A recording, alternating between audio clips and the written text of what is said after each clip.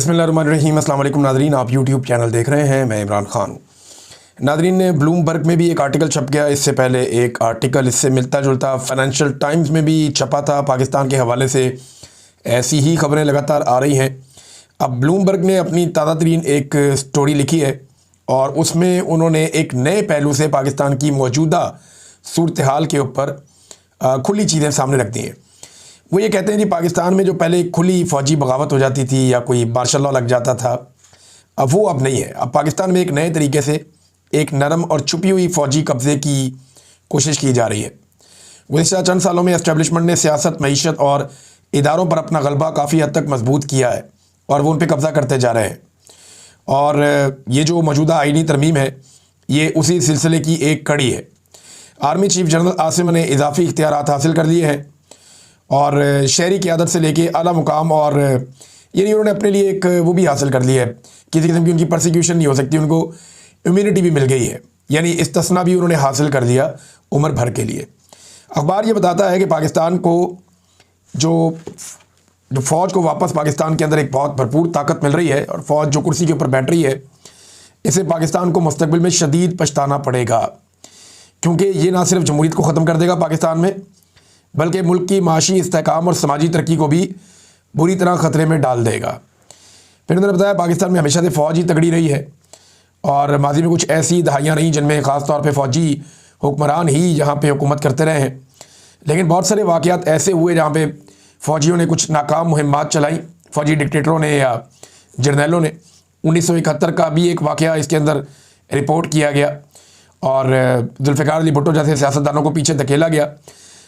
माजी में बराह रास्त भी आ जाते थे, लेकिन अब सूरत हाल उससे मुख्तलिफ है। उस वक्त फ़ौज जो है वो अपने हथियारों के ज़रिए से, वर्दियों के ज़रिए से खुलेआम चीज़ों को कंट्रोल कर लेती थी, लेकिन अब उन्होंने सियासी जमातों को कंट्रोल करके, मीडिया को संभाल कर और जो अहम तरीन सनतें हैं जैसे टेलीकॉम सेक्टर हो गया, बैंकिंग हो गई या रियल स्टेट का एक सेक्टर हो गया, इन सब में अपने कारोबारी मफादात को उन्होंने बहुत ज़्यादा बढ़ा दिया पाकिस्तान की फ़ौज ने, और जिससे बाकी जो शहरी इदारे हैं वो कमज़ोर पड़ गए। फ़ौज का मुकाबला कोई और नहीं कर पा रहा और जितनी भी मुखालिफ आवाज़ें हो सकती हैं डिक्टेटरशिप के ख़िलाफ़ या फ़ौजी कंट्रोल के ख़िलाफ़, वो पाकिस्तान में कमज़ोर पड़ती जा रही है।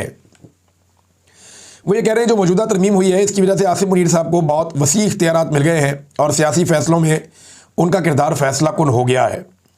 अब वो जो बाकी सियासतदान हैं उनसे बहुत बालातर हो गए हैं और आइन जो है वो पहले तो फ़ौज को जवाबदेह बनाता था, लेकिन अब ये खुद जवाबदेह नहीं रहे।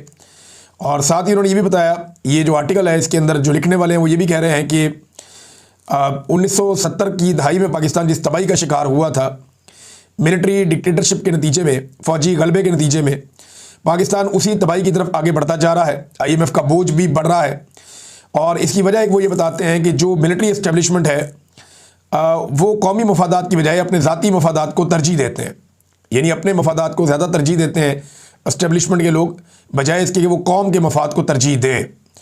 और फिर इसी आर्टिकल में लिखा गया, कौम अगर खड़ी ना हुई या अवाम इसके ख़िलाफ़ खड़ी ना हुई तो पाकिस्तान माजी की गलतियों को दोहरा कर मुस्तकिल तौर पे अदम इस्तेहकाम का शिकार हो जाएगा। इससे पहले ऐसा ही एक आर्टिकल जो है वो छपा था फाइनेंशियल टाइम में भी, दीगर कई और जगहों पे इस तरह की वार्निंग पाकिस्तान के बारे में जारी की जा रही है। जो कुछ पाकिस्तान में इस वक्त पाकिस्तान की मिलिट्री एस्टेब्लिशमेंट ख़ास तौर पे आसिम मुनीर साहब कर रहे हैं। यहाँ नाज़रीन पाकिस्तान तहरीक इंसाफ ने IMF के हवाले से जो रिपोर्ट आई उस पर अपना एक बयान जारी किया है। तहरीक इंसाफ बहुत सख्त बयान जारी कर रही है। ये PTI का ऑफिशियल ट्विटर हैंडल है या एक्स का हैंडल है, वहाँ से ये उन्होंने पोस्ट किया एक मवाद। इसमें लिखा है कि IMF रिपोर्ट, पाकिस्तान में बदतरीन करप्शन बेनकाब, आसिम मुनीर तारीख का जालिम तरीन डिक्टेटर और एक जहनी मरीज़ है। आसिम मुनीर अपनी कुर्सी की हवस में कुछ भी कर सकता है। ये इमरान खान साहब का स्टेटमेंट है जो उन्होंने बाकायदा जेल के अंदर से दिया था और ये स्टेटमेंट बाकायदा उनके अपने एक्स हैंडल से शाया भी किया गया था। अब इसमें बताया जा रहा है पाकिस्तान तहरीक इंसाफ की जानिब से कि IMF रिपोर्ट पाकिस्तान के रियासती इदारों में बदतरीन करप्शन के होशरुबा इंकशाफात हुए हैं। GDP का 6.5% करप्शन की नज़र हो जाता है और ये कितना पैसा है? ये लगभग कोई 25 अरब डॉलर्स हैं। ये इतना पैसा है जितना पाकिस्तान, लगभग इससे थोड़े कम पैसों की पाकिस्तान एक्सपोर्ट्स करता है टोटल। इतना पैसा तो करप्शन में ही जाता है पाकिस्तान में। फिर उसके बाद GDP की जो ग्रोथ है वो माली करप्शन की वजह से 2.5% रहेगी। जो इमरान खान साहब के दौर में 2 साल तक लगातार 6% पे तरक्की कर रही थी। फिर SIFC, ये आर्मी चीफ आसिम मुनीर का एक बड़ा शाकार इदारा, और इसकी कानूनी हैसियत और इस पर जवाबदेही के मैकेनिज्म की अदम मौजूदगी पर कड़ी तनकीद की है IMF ने, और उन्होंने कहा शफाफियत के लिए फौरी तौर पे इसकी सालाना रिपोर्ट जारी की जाए। अरबों रुपए के ठेकों में उन्होंने कहा शफाफियत लाई जाए, और जो है वो टेंडरिंग की जाए, यानी इलेक्ट्रॉनिक टेंडरिंग की जाए ताकि पता चले सबको, उसमें शफाफियत आनी चाहिए, और पार्लिमानी निगरानी लाजमी करार दी जाए।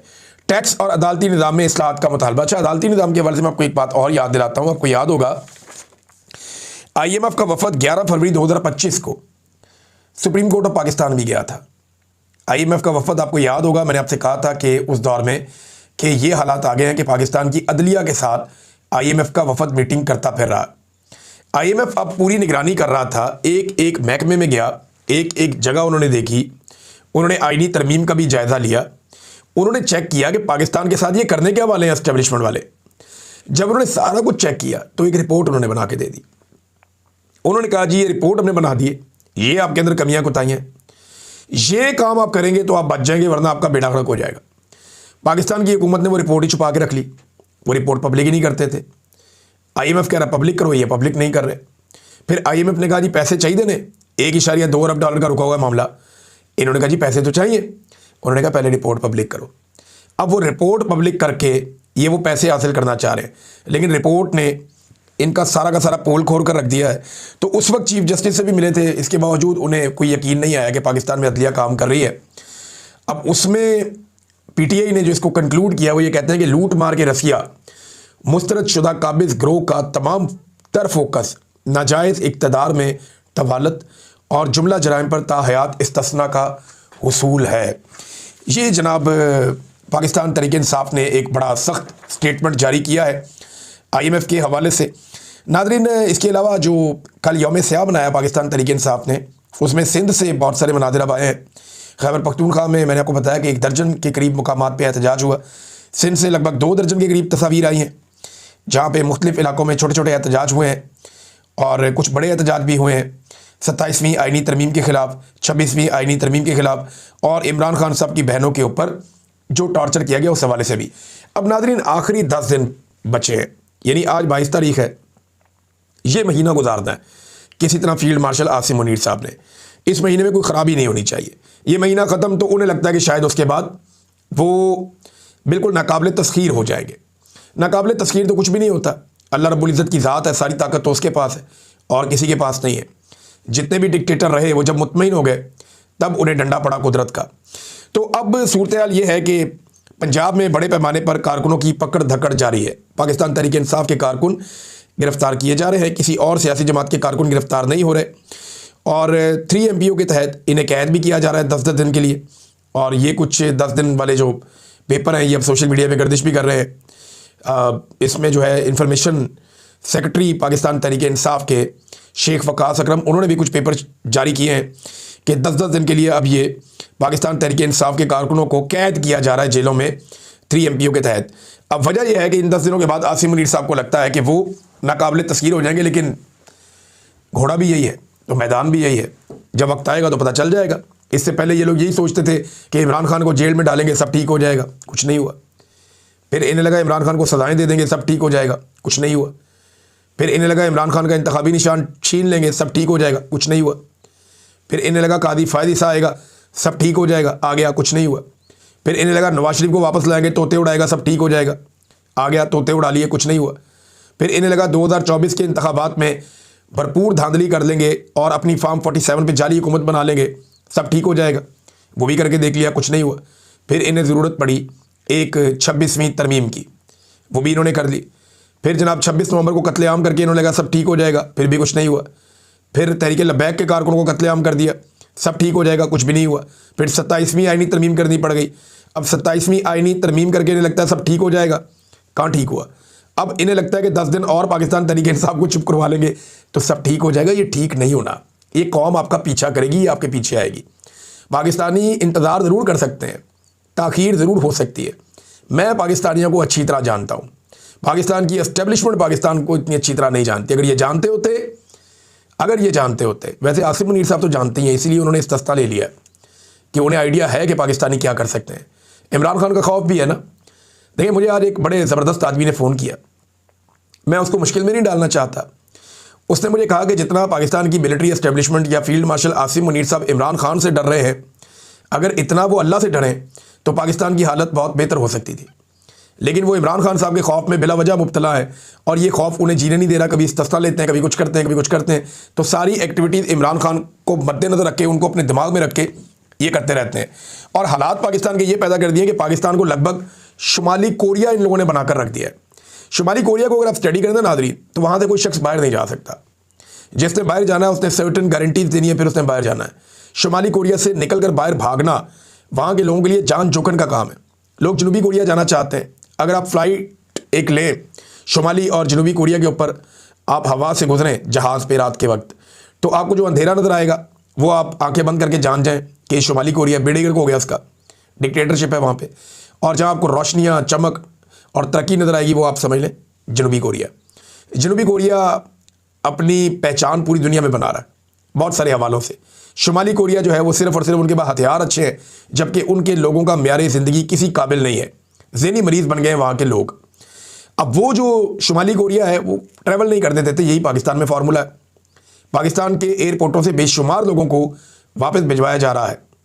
देखिए, कुछ लोग ऐसे होते हैं जो गैर कानूनी तरीके से बाहर जाना चाहते हैं, उनके ऊपर सख्ती हमेशा से होती रही है एयरपोर्ट के ऊपर, और FIA चेक करती रही है। उस मामले को आप मज़ीद बेहतर कर सकते हैं, मज़ीद सख्ती कर सकते हैं, ह्यूमन ट्रैफिकिंग को आप रोक सकते हैं। लेकिन जिन लोगों के पास कागजात हैं, जिन लोगों के पास पासपोर्ट है, असली वीज़ा है, जिनके पास टिकट है, जिनके पास वसाइल हैं, जो पाकिस्तान से बाहर जाते रहते हैं, जाना चाहते हैं, उन्हें रोकना दानिशमंदी नहीं है। लेकिन पाकिस्तान की मिलिट्री